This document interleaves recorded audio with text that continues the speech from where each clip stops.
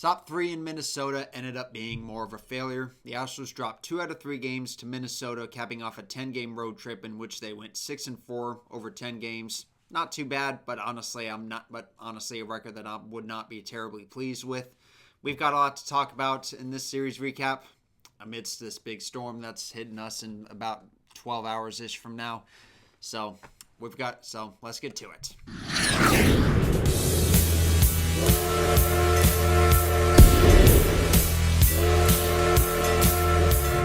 10-game road trip is over.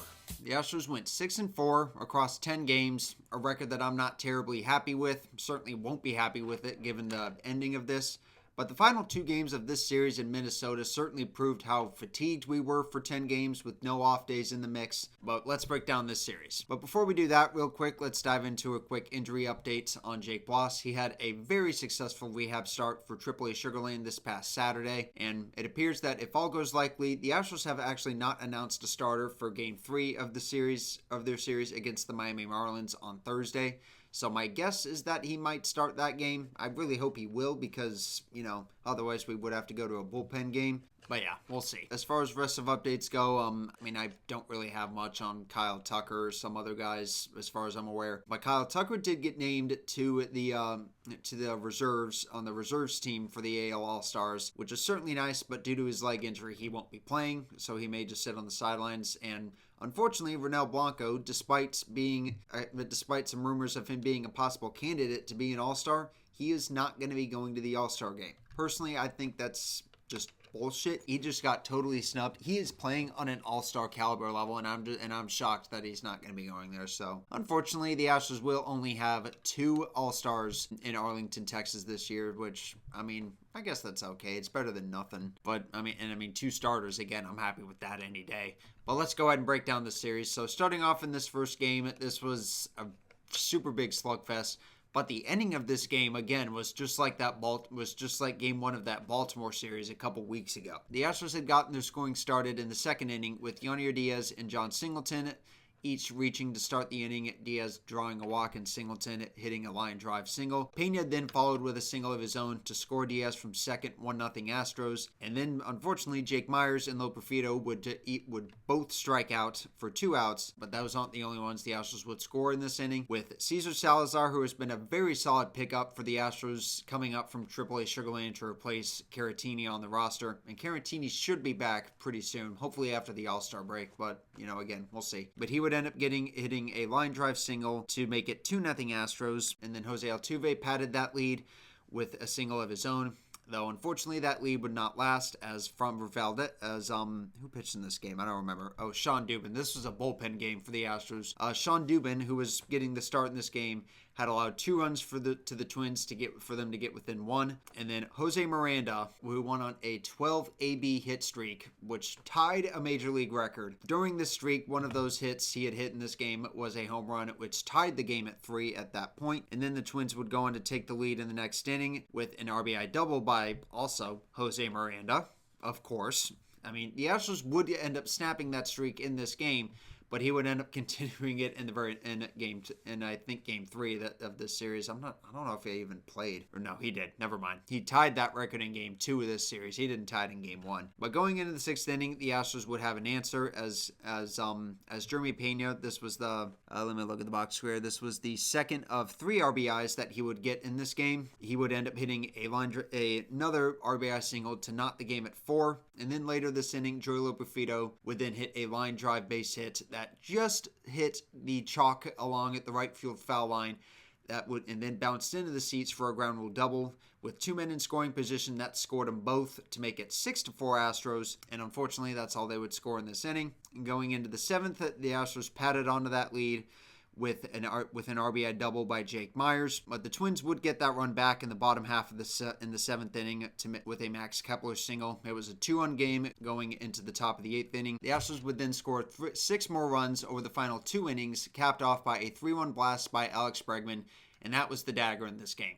Or so we thought. Going into the bottom of the 9th inning, the Astros were, I think, up I think 13-5 or something like that. I think that was the exact score now I'm thinking about it. But then, unfortunately for Contreras in this game, the Astros were trying to avoid having to use some of their high leverage guys for this game, but unfortunately they had to burn the use of Josh Hader, and Contreras had actually allowed the Twins to score 6 times. 6 of the 7 runs that the Twins scored in that ninth inning were charged to him, including a Carlos Correa grand slam that allowed the Twins to get within 1. But thankfully, the comeback had fallen just short, and the Astros would hang on to win this game by the final score of 13-12. Dude, what a slugfest. I gotta admit, dude, our bullpen is honestly kind of falling apart a little bit. Even in these blowout games, they can't pitch, they can't get the final outs in these games, and it forces Joe Espada to go to burn the use of his closer.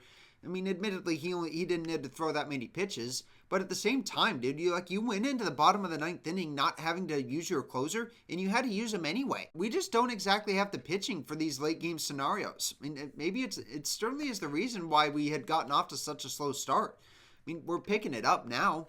But at the same time, I mean, we need to be getting it together. For the rest of the series, we didn't even scrap out a win. Hunter Brown, and unfortunately in Game 2 of this series, as we jump ahead to that, had actually had his quality start streak snapped as he allowed 7 runs. And while a John Singleton home run did allow the Astros to get within get on the scoreboard late, I mean, unfortunately, their comeback was well short, and they ended up losing this game 9-3. Going into the rubber match, Spencer Arrighetti was also pitching in this game. He did pitch a lot better than Hunter Brown, certainly pitched much better than he did in his last start in Toronto. But unfortunately, the Astros bats just fell completely silent over the course of this game. And although they jumped out to a 2-0 lead early,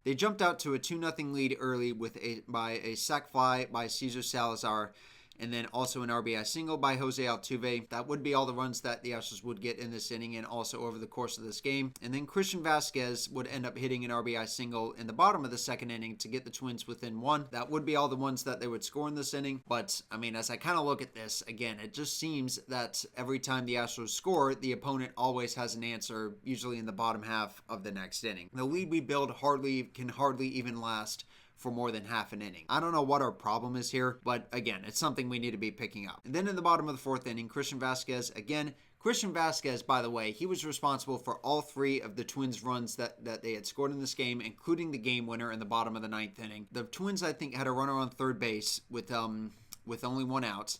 Yeah, they did. I mean, previously they had the tying run on third base, no outs. And with Christian Vasquez, he had hit a grounder to Alex Bregman. And after he had looked back the runner on third, he ended up going to second to get the force out there. Then as Jose Altuve was coming home with the ball and noticed that the runner on third was coming home, it was a 2-hopper to the plate that Cesar Salazar could not handle, and unfortunately that did allow the Twins to end up scoring. Christian Vasquez did overrun first base, and he was tagged out. So the Astros did get a pair of outs at the end of the day, but unfortunately the game had been tied at that point. So, and even if that was the final out of the inning, that tying run still would have counted.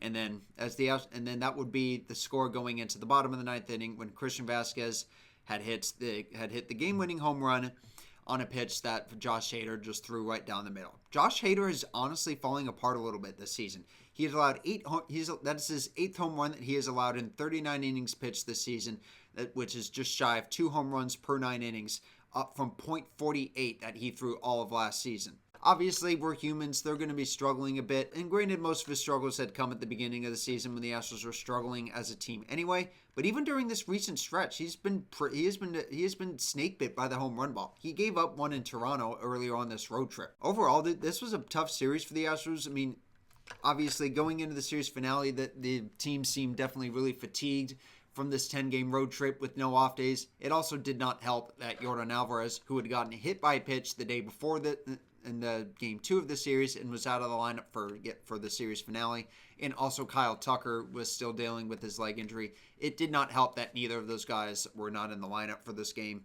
So, I mean, obviously, there's not much you can really do about that. But meanwhile, as we look around the AL West, dude, the Mariners have really been falling apart a little bit. They've lost 2 out of 3 games in Toronto. They're only 6 games over 500. The Astros are just 2 games out of first place. They did not lose any ground whatsoever this weekend, which is a good thing. Should I feel bad for the Mariners? Maybe not, but at the same time, like, their offense just cannot score. Their pitching's done more than enough to keep them in games, which is why these games are not very close. Obviously, I'm a bit shocked to see that the Astros are still very much in this game. Like, I think that ever since the Astros have been clawing at the Mariners since the middle of June or so in Chicago, I think the Mariners have only gained one game on us over that stretch. Now, of course, I am a bit upset over this series, but obviously, dude, I'm a bit disappointed that this series ended up this way, with the Astros dropping 2 out of 3. But, I mean, this is one where you can just flush down the toilet, move on to the next one. There's still a lot of baseball left to play. Plenty of time to make up some ground on the Mariners, and also plenty more time to try and,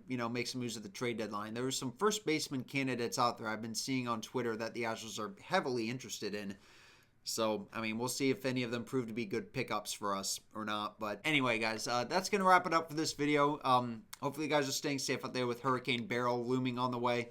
And in between now and the next time, if you guys want, leave a like if you guys enjoyed. If you want to watch any of my other stuff, then click these cards that are above my shoulders here. Leave a like if you guys enjoyed, like I said, and I'll see you guys in the next one.